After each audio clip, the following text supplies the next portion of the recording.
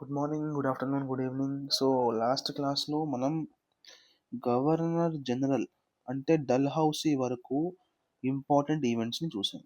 Now let us start with viceroys. మీకు last క్లాస్లోనే చెప్పాను వైస్ రాయ్స్కి గవర్నర్ జనరల్కి తేడా ఏంటి అని. Okay, so first viceroy 1857లో అపాయింట్ అయ్యాడు Lord Canning, CANNING, Lord Canning. ఈయన టైంలో కొన్ని ఇంపార్టెంట్ ఈవెంట్స్ అయ్యాయి. One is white mutiny, very very important white mutiny. ఈ వైట్ మ్యూటినీ ఏంటి కొత్తగా? యాక్చువల్గా వైట్ మ్యూటినీ ఎవరు చేశారు? యూరోపియన్ వాళ్ళే చేశారు. అంటే ఇంగ్లీష్ ఆర్మీ వాళ్ళే ఇంగ్లీష్ ఈస్ట్ ఇండియా కంపెనీ అంటే కంపెనీ వాళ్ళ మీద, లేదంటే మన సర్కార్ మీద, యూరోపియన్ ట్రూప్స్ వీళ్ళ మీద దాడి చేసింది. ఎందుకు ఎందుకు బికాజ్ ముందు ఏమయ్యేదంటే బయట దేశాలకి వెళితే, ఫర్ ఎగ్జాంపుల్ ఒక లండన్లో సోల్జర్ ఇండియాకి వస్తున్నాడు మిలిటరీలో జాయిన్ అవ్వడానికి. సో వేరే దేశాలకి పంపిస్తే వాళ్ళకి ఒక బోనస్ ఇచ్చేవారు. ఆ బోనస్ ఆపేసింది సర్కారు. ఆ బోనస్ ఆపేయడం వల్ల యూరోపియన్ అంటే మిలిటరీ ఇంగ్లీష్ మిలిటరీ మధ్యలో ఒక డిసెంట్ ఏర్పడింది. దానివల్ల ఈ వైట్ మ్యూటినీ అయింది. క్లియర్? ఓకే, నెక్స్ట్ మీకు లాస్ట్ క్లాస్లో చెప్పాను 3 యూనివర్సిటీస్ వచ్చాయి. 1854లో వుడ్స్ డిస్పాచ్ అయింది. ఆ వుడ్స్ డిస్పాచ్లో 3 యూనివర్సిటీస్ ఏమని చెప్పారు. సో క్యానింగ్ 3 యూనివర్సిటీస్ తెచ్చారు. ఎక్కడెక్కడ? Bombay, Madras, Bengal. Clear? Okay, next ఏమొచ్చే వస్తారు మన Lord Lawrence. Lord Lawrence Lord Lawrence Canning Lawrence. ఈయన పాలసీ ఏంటి? ఈయన policy was policy of non interference. Policy of non interference. మీకు ముందు కూడా 2 పాలసీస్ చెప్పాను. పాలసీ ఆఫ్ ఎవరిది? జార్జ్ బార్లోది. తర్వాత ఆక్లాండ్ది ఫార్వర్డ్ పాలసీ. ఓకే, సో ఈయనది policy of non interference. Okay, ఈయనది కూడా policy of non interference. Okay, so next third ఇంకోటి వస్తారు లార్డ్ మయో. ఇప్పుడు ఒక వరుసగా మీకు గుర్తుండాలి. ఏంటి సార్ అది? Mayo, North, Lytton, Ripon. Mayo, North, Lytton, Ripon, Hunter. Okay sir, Dufferin. Okay, Dufferin. ఇది ఎగ్జాక్ట్గా ఇలానే గుర్తుండాలి ఒకేసారి. Mayo, North, Lytton, Ripon, Dufferin. అందరూ చెప్పండి ఒకసారి. Mayo, North, Lytton, Ripon, Dufferin. Mayo, North, Lytton, Ripon, Dufferin. Clear? Mayo టైంలో important ఏం జరిగింది? మయో టైంలో, లార్డ్ మయో టైంలో very important was statistical survey of India first time వచ్చింది. Statistical survey of India. Okay, done. Okay, lord north ఈయన టైంలో ఏమొచ్చింది కొత్తగా? ఈయన టైంలో ఇంపార్టెంట్ ఏంటి లేదు. లార్డ్ లిట్టన్ టైంలో very very important, very very important. మీకు ఫస్ట్ క్లాస్లో చెప్పినప్పుడు ఇండియన్ లీగ్ అనే ఒక సంస్థ చెప్పాను. ఆ సంస్థ ఒక న్యూస్ పేపర్ తయారు చేసేది. అమృత్ బాజార్ పత్రిక. అమృత్ బాజార్ పత్రిక. ఆ పత్రికని బ్యాన్ చేయడానికే లిట్టన్ గారు వర్నాక్యులర్ ప్రెస్ యాక్ట్ తెచ్చారు. ఏం తెచ్చారు? Vernacular press act. ఈ యాక్ట్ ద్వారా ఏదైతే న్యూస్ పేపర్ లోకల్ భాషల్లో, ఇండియన్ భాషల్లో, బెంగాలీ, గుజరాతీ, మరాఠీ తయారు చేస్తున్నారో ఆ న్యూస్ పేపర్స్ అన్నీ ఈ రోజు నుంచి బంద్. క్లియర్? Okay, done. ఈయన టైంలోనే ఒక ఫేమస్ కమిషన్ వచ్చింది, స్ట్రాచే కమిషన్. ఈ కమిషన్ దేని ఎందుకు వచ్చింది? ఫెమైన్స్ కోసం వచ్చింది. నెక్స్ట్ ఆర్మ్స్ యాక్ట్ కూడా ఇక్కడే వచ్చింది. గుర్తించండి ఒకసారి. మీకు ఏం చెప్పిన ఫస్ట్ ఆంగ్లో అఫ్ఘాన్ వార్ ఎవరి కింద అయింది? ఫస్ట్ ఆంగ్లో అఫ్ఘాన్ వార్ ఎవరు గెలికాడు అఫ్ఘాన్ని? Lord Auckland. Forward policy Lord Auckland. Second Anglo Afghan war అయింది లార్డ్ లిట్టన్ టైంలో. Second Anglo Afghan war. Clear. Next Lord Ripon. లార్డ్ రిప్పన్ ఈయన ఏం చేశారు, వర్నాక్యులర్ ప్రెస్ యాక్ట్ని రిపీల్ చేసేసారు. ఇప్పుడు క్వశ్చన్ ఏమొస్తుందో తెలుసా మీకు? వర్నాక్యులర్ ప్రెస్ యాక్ట్ తెచ్చినోడు రిప్పన్. అయ్యో కాదు, వర్నాక్యులర్ ప్రెస్ యాక్ట్ తీసినోడు రిప్పన్, తెచ్చింది లార్డ్ లిట్టన్. మీకు అర్థమవుతుందా? రిప్పన్ కొంచెం మంచోడు, రిప్పన్ కొంచెం మంచోడు. వర్నాక్యులర్ ప్రెస్ యాక్ట్ని రిపీల్ చేశాడు. ఫస్ట్ ఫ్యాక్టరీ యాక్ట్ ఇచ్చాడు. అంటే ఇంత ఇన్ని అవర్స్ వర్క్ చేయాలి, దీనికన్నా పైన వర్క్ చేస్తే ఎక్స్ట్రా వేజ్ ఇవ్వాలి. First factory act. ఇతన్నే father of local self government అంటారు. ఏమంటారు? Father of local self government అంటారు. Okay done. So remember this. ఇదంతా నోట్స్ రాస్తుంది, వరి అవ్వకండి. Lord Dufferin. డఫరిన్ ఏంటి? లార్డ్ డఫరిన్ టైంలో ఫేమస్ ఈవెంట్ ఏంటైందంటే establishment of Congress, INC, Indian national Congress establish అయింది. సో ఒకసారి రీకాల్ చేసుకోండి. క్యానింగ్ తర్వాత మన లార్డ్ లారెన్స్, తర్వాత Mayo, Lord North, Lytton, Ripon. Okay, దాని తర్వాత డఫరిన్. ఈ 5 వరుస గుర్తుండిపోతే ఈజీ అయిపోద్ది మన పని. 1 2 3 4 5. Clear? Okay, now comes lord Curzon. ఎప్పుడు వచ్చారు ఈయన? Everyone nose 1905. బెంగాల్ పార్టీషన్ చేసింది ఇతనే, లార్డ్ కర్జన్. క్లియర్? ఈవెన్ ఇతని టైంలో కూడా ఒక ఫేమస్ కమిషన్ వచ్చింది, దాని పేరే ఫ్రేజర్ కమిషన్. దేనికోసం వచ్చింది ఇది? స్ట్రాచే కమిషన్ దేనికోసం వచ్చింది? ఫెమైన్స్ కోసం. ఫ్రేజర్ కమిషన్ దేనికోసం వచ్చింది? పోలీస్ రీఫార్మ్స్ కోసం. ఇప్పుడు మీకు ఎడ్యుకేషనల్ రీఫార్మ్స్ చెప్పినప్పుడు ఏంటి చెప్పాను? లార్డ్ కర్జన్ ఎందుకు తెచ్చాడు? రైల్వే కమిషన్ ఎందుకు తెచ్చాడు? రైల్వే కమిషన్ ఎందుకు వచ్చిందంటే యూనివర్సిటీస్లో స్ట్రిక్ట్నెస్ రావడం కోసం. ఎందుకంటే universities were acting as promotion of nationalism ఎక్కువ జరుగుతుంది ఇందులోని. సో అందులో కంట్రోల్ తేయడానికి కర్జన్ అనేవాడు రైల్వే కమిషన్ తెచ్చాడు. సో ఇక్కడ రైల్వే కమిషన్ కూడా రాసుకోండి. Railway commission. Here partition of Bengal మీకు ఎలాగో గుర్తుంది. Clear? This is important. Okay, next lord Minto. ఆ మింటో వేరు. ముందు కూడా మనం ఒక మింటో చదివాము, అది గవర్నర్ జనరల్ మింటో, ఇది వైస్ రాయ్ మింటో. క్లియర్? ఈ మింటోలో ఏమైంది? ఈ విండో టైం లైన్ ఏంటి? 1905 to 1910. Okay, clear? ఇందులో ఇంపార్టెంట్ ఏంటి లేదు. వి ఆల్రెడీ నో దట్ 1907లో ఒక స్ప్లిట్ అయింది. ఏ స్ప్లిట్?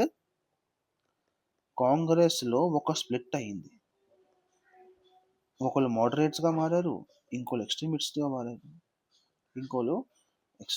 మారారు. ఇలా కూడా ఎందుకు విడిపోయారు? ఎందుకంటే 1905లో ఒక మూమెంట్ స్టార్ట్ అయింది, స్వదేశీ మూమెంట్. ఓకే, జాగ్రత్తగా వినాలి. స్వదేశీ మూమెంట్ చాలా ఫేమస్ అవుతుంది. బెంగాల్లో కూడా ఫేమస్ అయింది, కొంచెం బెంగాల్ బయటను కూడా వెళ్తుంది. సో 1906లో కొన్ని లీడర్స్ కలిశారు. వాళ్ళు ఏం చెప్పారంటే ఈ స్వదేశీ మూమెంట్ని బెంగాల్లోనే కాకుండా మొత్తం ఇండియాలో స్ప్రెడ్ చేద్దాం అని చెప్పారు. చాలామంది చెయ్యకూడదు, బెంగాల్ మీద ఫోకస్ పెట్టాలి అని చెప్పారు. సో బెంగాల్లోనే ఉండాలి అని చెప్పిన వాళ్ళు మోడరేట్స్ వచ్చారు. బయటను కూడా పంపించాలి ఈ స్ట్రగల్ని అని ఎక్స్ట్రీమిస్ట్. వీళ్ళిద్దరూ అగ్రీ అవ్వలేదు, ఇద్దరు విడిపోయారు. Clear? Moderates and extremist. So అలాగా వీళ్ళిద్దరి మధ్య కొన్ని డిఫరెన్సెస్ ఏర్పడాయి. Okay, clear? ఓకే, నెక్స్ట్ ఇప్పుడు స్వదేశీ మూమెంట్ గురించి కొన్ని ఇంపార్టెంట్ ఫ్యాక్ట్స్ రాసుకోండి. స్వదేశీ మూమెంట్. స్వదేశీ మూమెంట్ ఎప్పుడు వచ్చింది? దగ్గర దగ్గర 1903లో వచ్చింది. క్లియర్. స్వదేశీ అంటే ఏంటి? Everything should be Indian. మనం వాడే బట్ట నుంచి మనం తినే తిండి వరకు, okay, everything should be Indian. ఎక్కడైనా బ్రిటిష్ గూడ్స్ వస్తుంది అంటే దాన్ని ఖతం చేసేయండి. బట్ట నుంచి తిండి వరకు మొత్తం ఇండియన్లా ఉండాలి. అర్థమవుతుందా? So now now news paper కూడా ఇండియన్ ఉండాలి, బుక్కులు కూడా ఇండియన్, భాష కూడా ఇండియన్, బట్ట కూడా ఇండియన్, తిండి కూడా ఇండియన్. సో ఇలాంటి టైంలో ఎడ్యుకేషన్ ఫీల్డ్లో కొన్ని ఇంపార్టెంట్ విషయాలు జరిగాయి. ఎడ్యుకేషన్ ఫీల్డ్లో, okay. So national education policy ఇక్కడ కనిపిస్తుంది మనకి. ఒక పాలసీ తెచ్చారు, నేషనల్ ఎడ్యుకేషన్ పాలసీ. ఇక్కడ కొన్ని న్యూస్ పేపర్స్ చాలా ఫేమస్ అయ్యాయి, చాలా ఫేమస్ అయ్యాయి. ఏంటి సార్ అది? న్యూస్ పేపర్స్ ఫేమస్ అయ్యాయి ఇక్కడ. న్యూస్ పేపర్స్ రాసుకోండి. హితబాది, హితబాది, సంజీవని, సంజీవని, బెంగాలీ, బెంగాలీ. బెంగాలీ మీకు ఆల్రెడీ పర్సనాలిటీస్లో కవర్ చేశాను. ఎవరు రాశారు? సురేంద్రనాథ్ బెనర్జీ. ఎవరికైతే గుర్తు రావట్లేదో, మీరు రివిజన్ చేయడం లేదు, you are in danger my friend. S N Banerjee. Sanjivani తెచ్చింది కేకే మిత్ర, కిషన్ కుమార్ మిత్ర అంటారు ఈయన. హితవాది తెచ్చింది ద్విజేంద్రనాథ్ ఠాగూర్. దేవేంద్రనాథ్ కాదు, Dwijendranath Tagore, Tagore. Okay, clear. Okay. అలాగే అన్నిట్లో ఇండియన్స్, బట్టల్లో కూడా ఇండియన్స్, తిండిలో కూడా ఇండియన్స్. సో దానివల్ల ఇంపోర్ట్స్ చాలా మటుకు తగ్గిపోయాయి. ఇంపోర్ట్స్ తగ్గిపోయింది. క్లియర్. ఓకే. ఎక్స్ట్రీమిజం పెరిగిపోయింది. మీకు అర్థమవుతుందా? అంటే హార్ష్ మెథడ్స్, బ్యాన్ చేసేయడాలు, బాయ్కాట్ చేసేయడాలు, తగలపెట్టేయడాలు, ఇలాంటివి చాలా జరిగాయి. సో ఎక్స్ట్రీమిజం చాలా మటుకు పెరిగిపోయింది. Okay. National council of education కూడా వచ్చింది. నేషనల్ కౌన్సిల్ ఆఫ్ ఎడ్యుకేషన్ అంటే ప్రతి రంగంలో ఇండియన్ యొక్క కల్చర్ను ఎలా ప్రోత్సహించాలి అనేది స్వదేశీ మూమెంట్ యొక్క గోల్. మీకు అర్థమవుతుందా? కానీ ఇందులో కొన్ని ఫ్లాస్ ఉన్నాయి, కొన్ని డ్రాబ్యాక్స్ ఉన్నాయి. ఏంటి సార్ అది? ఇక్కడ హిందూ ముస్లింలో కొంచెం డివైడ్ వచ్చింది. ఎందుకు వచ్చింది? ఆల్రెడీ ఇంగ్లీష్ వాళ్ళు ఇది ముందు నుంచే గమనించారు. అందుకే ముందు నుంచే ముస్లిమ్స్ని విడగొట్టడానికి ట్రై చేసింది, ముస్లిమ్స్ని వేరు చేయడానికి ట్రై చేసింది. క్లియర్. సో దానివల్ల కొన్ని డిఫరెన్సెస్ వచ్చి ఏర్పడ్డాయి. క్లియర్. అండ్ ఇక్కడ రూరల్ బేస్ లేదు. మీకు చెప్పాను కదా, గాంధీ వచ్చిన తర్వాత వన్ గుడ్ థింగ్ వాస్ ఆయన రూరల్ పాపులేషన్తో కనెక్షన్ పెట్టారు. బికాజ్ రూరల్ పీపుల్కి, ఒక ట్రైబల్కి ఇండియా అంటే ఏంటి కూడా తెలియదు. వాడు ఎందుకు పోరాడతాడు ఇండియాతో, ఇండియా కోసం? మీకు అర్థమవుతుందా? సో గాంధీజీ వచ్చిన తర్వాత the one thing became good was, ఒక ట్రైబల్స్కి, ఒక పీసెంట్కి, ఒక ఫార్మర్కి, ఒక పూర్ మ్యాన్కి ఇండియా అంటే ఏంటి, మనం ఎందుకు ఇండియా కోసం పోరాడాలి, మన హక్కుల కోసం కాదు కానీ మన దేశం దేశం కోసం పోరాడాలి అనే ఫీలింగ్ గాంధీజీ ద్వారా వచ్చింది. మీరు ఎంతైనా తిట్టుకోండి, ఆ విషయంలో మాత్రం that is a proven fact. Clear. Okay. Hindu ముస్లింలో కొన్ని డిఫరెన్సెస్ వచ్చాయి, అది గాంధీజీ కూడా ఆపలేకపోయారు, అది వేరే విషయం. Clear. Okay. So these are some flaws in Swadeshi movement. Clear. అలాగే ఈ టైంలోనే 1905లో బెంగాల్ పార్టిషన్ అయింది. ఓకే, ఇది బాగుంది. 1907లో ఇంకో సంఘటన జరిగింది, ముస్లిం లీగ్ ఫార్మ్ అయింది. 1906 7 కన్ఫర్మ్ చేసుకోండి ఒకసారి. 7 6 ముస్లిం లీగ్ ఫార్మ్ అయింది. మీరు గమనిస్తున్నారా ఎంత ఇంగ్లీష్ స్మార్ట్గా ఆడుతున్నారో? 1905లో కావాలని హిందూ ఏరియాస్ వేరేగా తీశారు, ముస్లిం ఏరియాస్ వేరేగా తీశారు. అలా అయిపోయిన వెంటనే ముస్లిమ్స్కి ఇంకా ఇంపార్టెన్స్ ఇవ్వాలనేసి వాళ్ళు ఏం చేశారు, 06లో ముస్లిం లీగ్ ఫామ్ చేయించారు. ముస్లిం లీగ్ ఎవరు ఫామ్ చేశారు? ఆగా ఖాన్, ఆగా ఖాన్. క్లియర్. ఓకే, అంతే, సింపుల్. స్వదేశీ మూమెంట్ అయిపోయింది. స్వదేశీ మూమెంట్లో కొన్ని మెథడ్స్ ఫేమస్ అయ్యాయి. ఆ మెథడ్స్ ఏంటి సార్?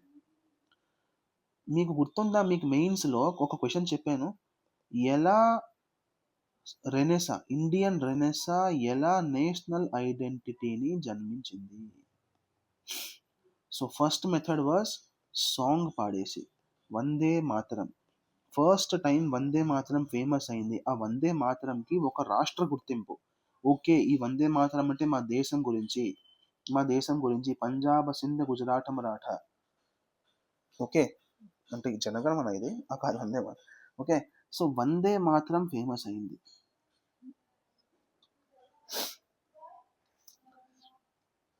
నెక్స్ట్ ఇక్కడ ఇంకో ఫేమస్ అయింది ఇంకో సాంగ్, అమర్ సోనార్ బంగ్లా, అంటే నా గోల్డ్ లాంటి బంగ్లాదేశ్ ఆర్ బెంగాల్. ఇది ఒకటి, అమర్ సోనార్ బంగ్లా.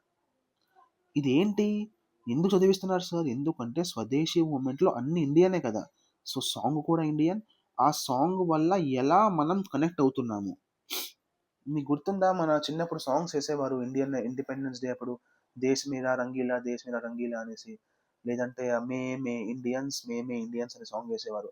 దానివల్ల ఏమవుతుందంటే మనం ఇండియాని ఇమాజిన్ చేస్తాము. ఓకే, ఈ రోజు అట్లీస్ట్ ఈ రోజు కోసం హిందూ, ముస్లిం, లేదంటే క్రిస్టియన్స్ వీళ్ళందరూ వేరు వేరు కాదు, అందరూ ఒకటే. ఆ ఫీలింగ్ని డెవలప్ చేసింది ఆ టైంలో. Imagine that. అదంతా స్వదేశీ మూమెంట్లోనే జరిగింది. క్లియర్? అర్థమైపోయిందా? Okay, this was about swadeshi movement. Next వచ్చాడు మన Lord Hardinge. Lord Hardinge sequence మర్చిపోయారా? లార్డ్ క్యానింగ్, లార్డ్ క్యానింగ్ 5 ఎగ్జాక్ట్గా గుర్తుండాలి. Mayo, North, Lytton, Ripon, Dufferin. Lytton, Ripon and Dufferin. దాని తర్వాత ఎవరు వచ్చారు? Curzon and Minto. ఇప్పుడు హార్డింగ్. హార్డింగ్లో ఏంటి వచ్చింది? ఈయన వచ్చారు 1910లో, వెళ్ళిపోయారు 1916లో. ఇందులో ఇంపార్టెంట్ ఏంటి సార్? సి, ఎప్పుడైతే 1905లో బెంగాల్ పార్టీషన్ చేశారు, వాళ్ళు రీజన్ ఏమి ఇచ్చారు? ఇంగ్లీష్ వాళ్ళు రీజన్ ఏమి ఇచ్చారు? Administrative reasons. క్లియర్? 1911లో అదే బెంగాల్ని మళ్ళా ఒకటిగా చేసేసారు, ఎన్యూల్మెంట్ ఆఫ్ పార్టీషన్. క్లియర్? కానీ ఇంకో స్మార్ట్ గేమ్ ఆడారు వాళ్ళు. ఏంటి ఆడారు? ఎందుకంటే బెంగాల్లో నేషనలిజం చాలా ఎక్కువ అయిపోయింది, ఇండియా అనే ఫీలింగ్ ఎక్కువ అయిపోయింది బెంగాల్లో. సో వాళ్ళు ఏం చేశారు, ఇంతవరకు క్యాపిటల్ బెంగాల్లో ఉండేది, క్యాపిటల్ ఆఫ్ ఇండియా కలకట్టా, కానీ ఇప్పుడు 1911లో ఢిల్లీకి షిఫ్ట్ చేసేసారు క్యాపిటల్ని. ఢిల్లీకి షిఫ్ట్ చేసేసారు క్యాపిటల్ని. Clear? So capital was shifted to Delhi.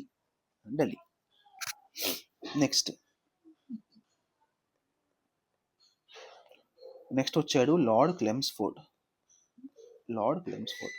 Montek Chelmsford reforms చదువుతూ ఉంటాం మనం పాలిటీలో. Montagu Chelmsford reforms. ఓకే, ఇందులో ఒక ఫేమస్ ఈవెంట్ జరిగింది, home rule movement. Swadeshi movement వేరు, అది 1905లో వచ్చింది. హోమ్ రూల్ మూమెంట్ వేరు, ఇది 1916లో వచ్చింది.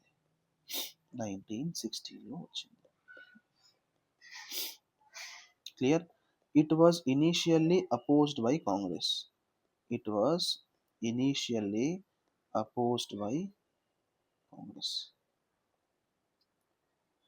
ఓకే,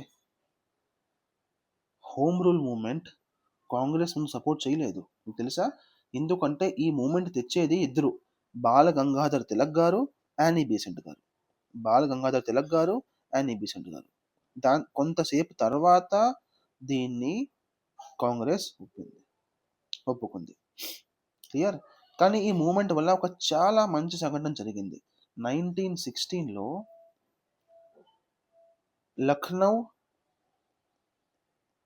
ప్యాక్ట్ ఒకటి జరిగింది, లక్నో మర్జర్ జరిగింది. లక్నో మర్జర్. ఇందులో ఏమైంది సార్? లక్నో ప్యాక్ట్, లక్నో ప్యాక్ట్లో ఏమైందంటే, లక్నో మర్జర్లో 1905లో or 6లో I think moderates and extremists వేరయ్యారు కదా, సో 1916లో వాళ్ళిద్దరూ మళ్ళీ కలిసిపోయారు. This is Lucknow merger. Clear? Okay, Lucknow ప్యాక్ట్లో ఏం జరిగింది? Indian national Congress plus Muslim League ఇద్దరూ కూడా ఒక సమానమైన గోల్స్ మీద ఒప్పుకున్నారు.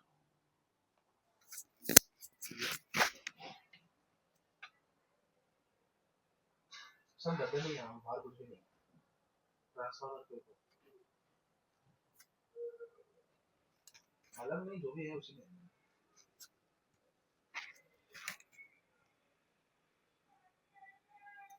वहाँ डब्बे हैं देखिए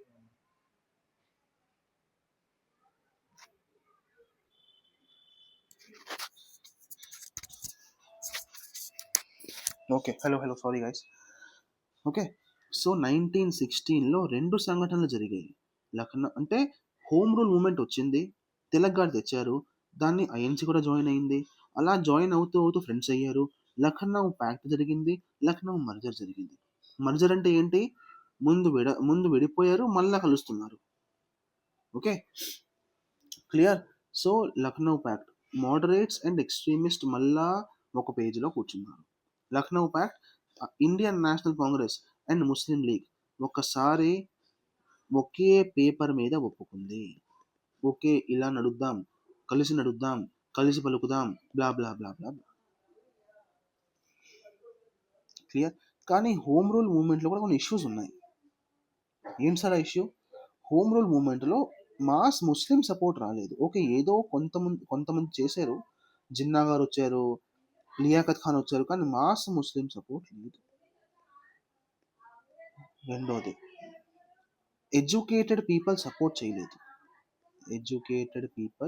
సపోర్ట్ చేయలేదు మూడోది తిలక్ గారికి తిలక్ గారు ఇండియా బయటకు వెళ్ళిపోయారు ఏదో ఒక రీజన్ వల్ల నాకు కూడా గుర్తులేదు ఒక ఇంపార్టెంట్ కారణం అయింది తిలక్ గారు అమెరికా వెళ్ళారు ఐ థింక్స్ అమెరికానో లండన్ సో మూమెంట్ మధ్యలో మీరు మూమెంట్ని వదిలేసి బయటికి వెళ్తున్నారు అంటే ఆ మూమెంట్ని ఎవరు చూసుకుంటారు సో అక్కడ ఒక వాక్యూమ్ వచ్చింది నాలుగవది ఓకే మోడరేట్ సపోర్ట్ లేదు ఎంత మోడరేట్ ఎక్స్ట్రీమిస్ట్ కలిసిపోయినా మోడరేట్ మెథడ్ ఏంటి మోడరేట్స్కి ఎక్స్ట్రీమిస్ట్కి తేడా ఏంటి తెలుసా మీకు మోడరేట్ ఎక్కువగా అయ్యా చెయ్యండి అయ్యా మా పని కానివ్వండి ఓకే అంటే ఎక్కువ పెన్ అండ్ పేపర్ మీద ఫోకస్ ఉండేది ఫర్ ఎగ్జాంపుల్ ఈరోజు డబ్బులు కావాలి ఏంటి అడుక్కుంటాం అయ్యా ఎప్పుడు ఇస్తారు కొంచెం ఇవ్వండి అయ్యా కొంచెం చూడండి అయ్యా కానీ ఎక్స్ట్రీమిస్ట్ అలా కాదు ఇస్తారా మేము మాకు జుగాడు చేయమంటారా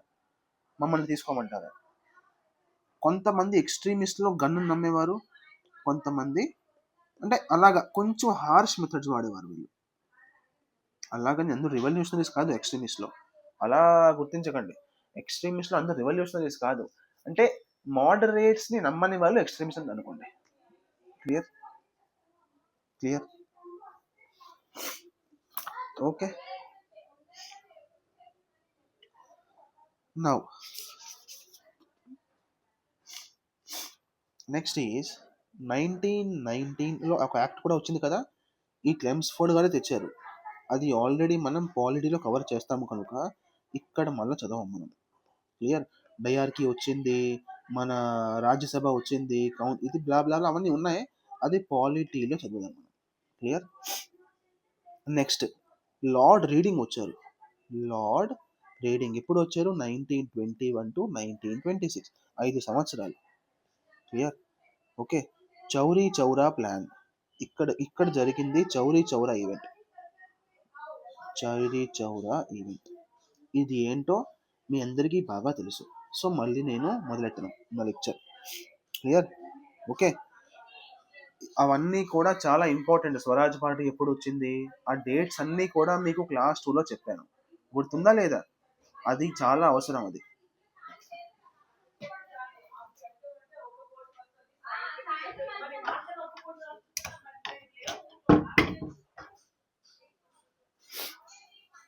ఓకే మీకు వాయిస్ వస్తుందా బ్యాక్ ఏమో ఈ ఎవరో మెయిల్ రాలేదు ఇవాళ దానివల్ల గొడవ ఓకే లార్డ్ రీడింగ్ అయిపోయింది కదా okay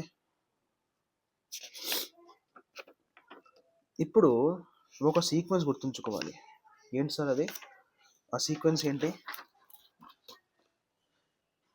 lord Irwin okay lord Willingdon lord Linlithgow Okay, Lord Wavell, Lord Wavell, and last is Lord Mountbatten. Lord mount baton 1 2 3 4 5 అయిపోయింది, ఖతం అయిపోయింది. ఓకే, ఇప్పుడు కొన్ని ఇంపార్టెంట్ విషయాలు ఉన్నాయి లార్డ్ ఇర్విన్ దగ్గర. లార్డ్ ఇర్విన్ టైం లైన్లో కొన్ని ఇంపార్టెంట్ విషయాలు ఉన్నాయి. ఏంటి సార్ అది? అది చూద్దాం. Then it will be very easy, because ఇందులో ఏం లేదు, లార్డ్ ఇర్విన్లోనే మొత్తం కథ ఉంది. Okay, so first always remember, lord ఇర్విన్లో చాలా ఇంపార్టెంట్ జరిగింది, సైమన్ కమిషన్ వచ్చింది. విజిట్ ఆఫ్ సైమన్ కమిషన్ ఎప్పుడు వచ్చింది? 1928లో for the first time Simon commission ఇండియాకి వచ్చింది. ఇర్విన్ కార్యకాలం ఏంటి? 1926 to 1931. క్లియర్? Okay, done. ఇక్కడ సైమన్ కమిషన్ వచ్చిన తర్వాత ఇంగ్లీష్ వాళ్ళు మన మీద ఒక మనోని నవ్వుల పాలు చేశారు. మీ మొహాన్ని కాన్స్టిట్యూషన్ కూడాను, మీకు ఇంకా అక్షరాలే రావు, మీకు మళ్ళీ కాన్స్టిట్యూషన్ ఒకటి, అలా చెప్పిన తర్వాత నెహ్రూ గారికి చాలా కోపం వచ్చింది. ఏ నెహ్రూకి? జవహర్ లాల్ నెహ్రూ కాదు, మోతీలాల్ నెహ్రూకి, వాళ్ళ నాన్నగారు. సో మోతీలాల్ నెహ్రూ గారు ఒక రిపోర్ట్ తయారు చేశారు, the Nehru report. The Nehru report Jawaharlal నెహ్రూది కాదు, ఇది మోతీలాల్ నెహ్రూ. క్లియర్? సో ఈ నెహ్రూ రిపోర్ట్లో ఏముంది? ఈ నెహ్రూ రిపోర్ట్లో వెరీ వెరీ ఇంపార్టెంట్, నెహ్రూ రిపోర్ట్లో ఏముంది, నెహ్రూ రిపోర్ట్లో రికమెండేషన్ ఏమి ఇచ్చారు? ఓకే, సో మాకు డొమినియన్ స్టేటస్ కావాలి. వాడు క్వశ్చన్లో ఏమి ఇస్తాడు? నాకు ఫుల్ ఇండిపెండెన్స్ కావాలి అని రాసింది. అయ్యో కాదు, నెహ్రూ రిపోర్ట్లో ఏంటి రాసింది? నాకు డొమినియన్ స్టేటస్ కావాలి. ఓకే, బాగుంది. డొమినియన్ స్టేటస్కి ఫుల్ ఇండిపెండెన్స్కి డిఫరెన్స్ ఏంటి? తెలుసో తెలీదా మీకు? డొమినియన్ స్టేటస్లో ప్రెసిడెంట్ ఒక్కడే ఫారెనర్ అవుతుంటారు, దాని కిందన ప్రైమ్ మినిస్టర్ బ్లా బ్లా బ్లా బ్లా బ్లా వాళ్ళందరూ కూడా ఇండియన్సే. కానీ ఫుల్ ఇండిపెండెన్స్లో ప్రెసిడెంట్ కూడా ఇండియనే, అందరూ ఇండియన్సే. Okay, done. Okay, no state religion. మీకు అర్థమైందా? స్టేట్కి రిలీజియన్తో ఎటువంటి సంబంధం ఉండకూడదు. ఫర్ ఎగ్జాంపుల్ ఇరాన్, ఈరోజు ఇరాన్ ఒక ముస్లిం దేశం, పాకిస్తాన్ ఒక ముస్లిం దేశం, ఆఫ్ఘనిస్తాన్ ఒక ముస్లిం దేశం. ఎందుకు? అక్కడ స్టేట్ సపోర్ట్ చేస్తుంది రిలీజియన్కి, కానీ ఇండియా హిందూ దేశం కాదు. మీకు అర్థమవుతుందా? స్టేట్కి రిలీజియన్ ఉండకూడదు. క్లియర్? మూడోది, this becomes very very important, no separate electorates. చాలా మందికి ఈ వర్డ్లో డౌట్ ఉంది, ఈరోజు క్లియర్ చేస్తాను వినండి. ఇదొక కాన్స్టిట్యుయెన్సీ. ఓకే, ఇదొక కాన్స్టిట్యుయెన్సీ. ఈ కాన్స్టిట్యుయెన్సీలో 20 సీట్లు ఉన్నాయి. 20 సీట్లు ఉన్నాయి. ఓకే, ఆ 20 సీటుల్లో నలుగురు ముస్లిం ఓటర్లు, నలుగురు ముస్లిం ఓటర్లు, 16 హిందూ ఓటర్లు. ఓకే, సారీ ఓటర్లు కాదు, మన ఎంపీ సీట్లు అనమాట. ఎంపీ సీట్లు 4 ముస్లిం కోసం ఉంచారు, 16 హిందువుల కోసం ఉంచారు. ఓకే, ఒకవేళ ఇక్కడ ఒక 100 మంది ఉన్నారు. ఎవరు? 100 మంది హిందూస్ ఉన్నారు, 100 మంది ముస్లిమ్స్ ఉన్నారు. ముస్లిం వాళ్ళే ముస్లింలకు ఓటు ఇవ్వాలి అనేదే సెపరేట్ ఎలక్టోరేట్ సిస్టమ్. హిందూ వాళ్ళు హిందువులకే ఓటు ఇవ్వాలి అనేదే సెపరేట్ ఎలక్టోరేట్స్. కానీ ఈరోజు ఏం జరుగుతుంది?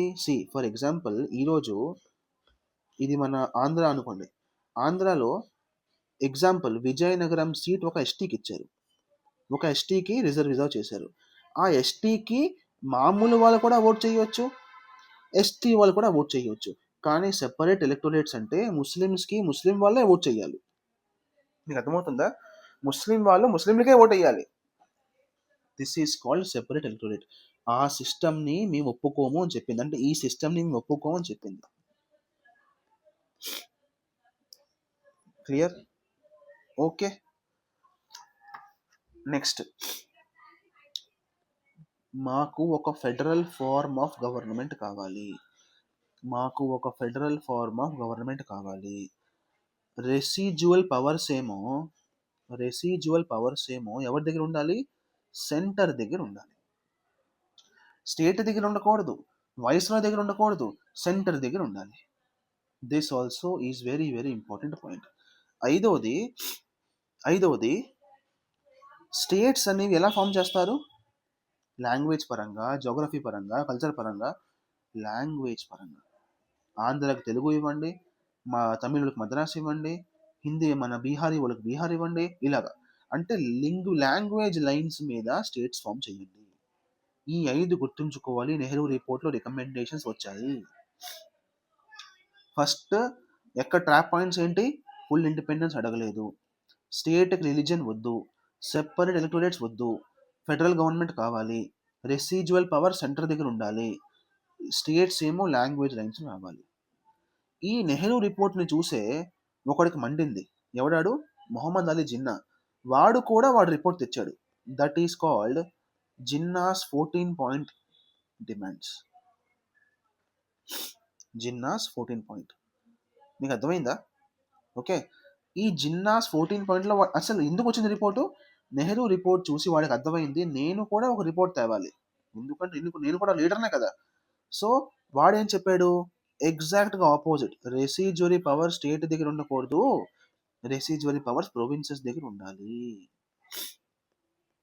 ఇవి రికమెండేషన్స్ మాత్రమే. క్లియర్? రెండోది, కాన్స్టిట్యూషనల్ అమెండ్మెంట్ చెయ్యండి, కానీ ఆ అమెండ్మెంట్ స్టేట్ అనుమతి లేకుండా చేయకూడదు. మూడోది సరే మీరు సెపరేట్ ఎలక్టోరేట్స్ ఇవ్వట్లేదంటే ఓకే, కానీ సెంట్రల్ లెజిస్లేటివ్ అసెంబ్లీలో అంటే లోక్సభలో 1/3 ముస్లిం సీట్లు ఉండాలి. క్లియర్? ఓకే, ఒక్క సెకండ్ ఆగండి.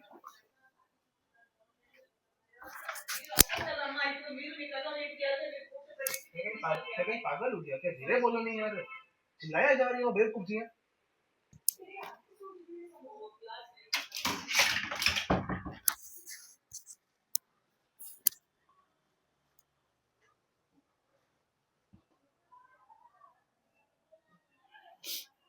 1/3 representation of Muslims in Lok Sabha.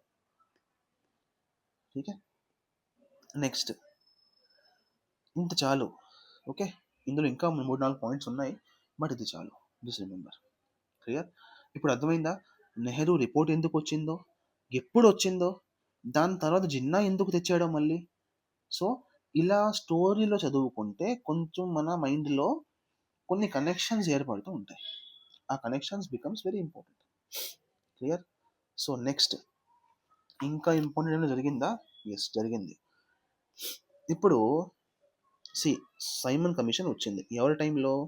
Lord Irwin టైంలో వచ్చింది. సరే, బాగుంది. ఈ సైమన్ కమిషన్లో ఎన్ని మెంబర్స్ ఉన్నారు?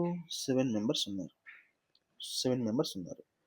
ఈ సైమన్ కమిషన్ని ఇండియన్ నేషనల్ కాంగ్రెస్ సపోర్ట్ చేసిందా? చేయలేదు. ముస్లిం లీగ్ సపోర్ట్ చేసిందా? చేయలేదు. ఇది చాలా ఇంపార్టెంట్ పాయింట్ అండి. క్వశ్చన్ డైరెక్ట్గా రావచ్చు ప్రిలిమ్స్లో. ముస్లిం లీగ్ సపోర్టెడ్ సైమన్ కమిషన్? అయ్యో కాదు. ఓకే, కానీ జస్టిస్ పార్టీ సపోర్ట్ చేసింది. అర్థమవుతుందా? డాక్టర్ బిఆర్ అంబేద్కర్ కూడా సపోర్ట్ చేశారు. These points are very very important. మీకు తెలుసో తెలీదో, ఈ జస్టిస్ పార్టీనే కొన్ని సంవత్సరాల తర్వాత డిఎంకే పార్టీ అంటాము. ద్రవిడ మున్నేత్ర కజకం. స్టాలిన్ గారు ఈ పార్టీ నుంచే వచ్చారు. జస్టిస్ పార్టీ ముందుకెళ్ళి డిఎంకేలా మారుతుంది.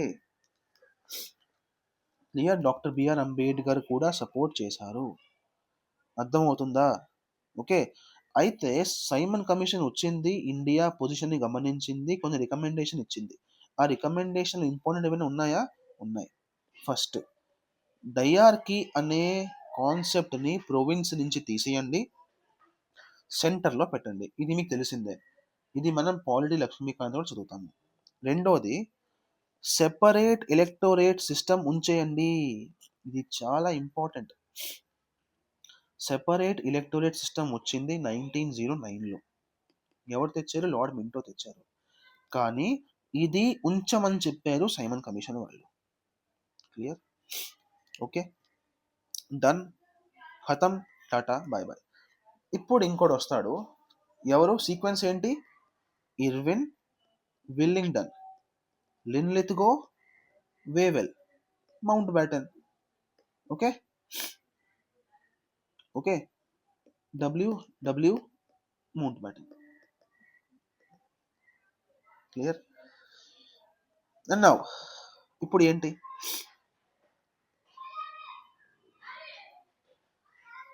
విల్లింగ్డన్ వీడేం తెచ్చాడు, ఆగండి. మధ్యలో 1927లో ఒక ఇంకో కమిషన్ వచ్చింది. ఆ కమిషన్ పేరు Butler commission or Butler report అంటారు. దీని థీమ్ ఏంటి, దేనికోసం వచ్చింది, రిలేషన్ బిట్వీన్, చాలా ఇంపార్టెంట్ రిపోర్ట్ ఇది, relation between Indian states and paramount and English east and sorry British sarkar and Britishers. అంటే ఇండియన్ స్టేట్స్కి బ్రిటిష్ వాళ్ళకి మధ్య ఎటువంటి రిలేషన్ ఉండాలి అని చెప్పడానికి ఈ రిపోర్ట్ వచ్చింది. ఓకేనా, క్లియర్.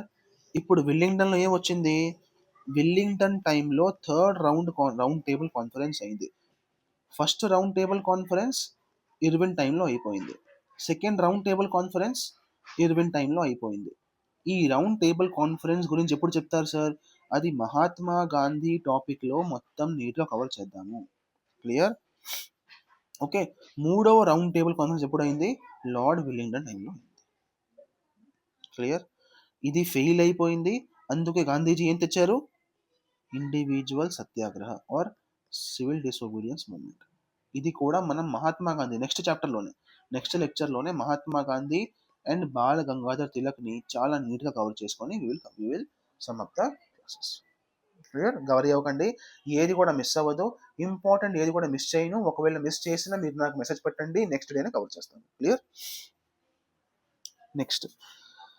ఓకే, సో విల్లింగ్టన్ కూడా అయిపోయింది, ఇందులో ఇంపార్టెంట్ ఏది లేదు. Next lord Linlithgow. Lord Linlithgow కూడా ఇంపార్టెంట్ ఏమి లేదు. ఇప్పుడు మీరు నోట్స్లో రాసింది అలా చదివేయండి. Lord Linlithgow, Wavell, Mountbatten. ఇందులో పెద్ద ఇంపార్టెంట్ ఏది లేదు. Okay, done. Okay, so this class ఖతమైపోయింది. ఇప్పుడు మీకు మిగిలింది ఒకటే క్లాస్. ఆ ఒక క్లాస్లో మొత్తం కవర్ చేసి లాస్ట్లో ఒక స్పెషల్ క్లాస్ తీసుకుంటాను, మేబీ లైవ్. అందులో ఇంపార్టెంట్ పీవైక్యూస్, మిస్సలేనియస్ పాయింట్స్, అంటే ప్రతిసారి వేరే వేరే టెస్ట్ సిరీస్లో వచ్చినవి అలాంటి points and some other things ఆ క్లాస్లో కవర్ చేసి మ్యాథ్స్ 2 to 3 క్లాసెస్లో మీ నెక్స్ట్ మోడర్న్ హిస్టరీ ఖతం అయిపోతుంది. Clear, till then thank you, tata, bye bye, all the best.